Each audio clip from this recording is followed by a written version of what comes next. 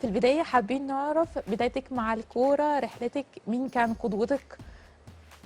هو في الاول خالص كان اخويا هو اللي بيتمرن، اوكي. وانا كنت باخد الكوره كده العب جنبه بس اللي هو عادي. مهم.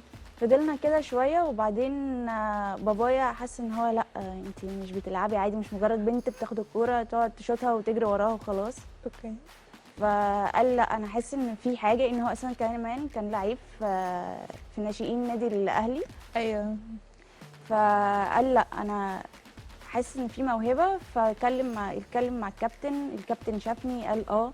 وهو الكابتن عمرو عزب، يعني بجد حابه اشكره كتير بنوجهه قوي. تحية من اه. البرنامج. ساعتها ما كانش فيه كره قدم نسائيه وما كانتش معروفه خالص. اه. فخدني معاه وابتديت العب بقى مع الفريق، مع اخويا، مع فريق الولاد. وبعد كده رحت وادي دجله لعبت فيه. بعد كده الطيران وايمز واخيرا لعبت في نادي زد. يعني تمام. بدات من نادي اكتوبر ووصلت لنادي زد.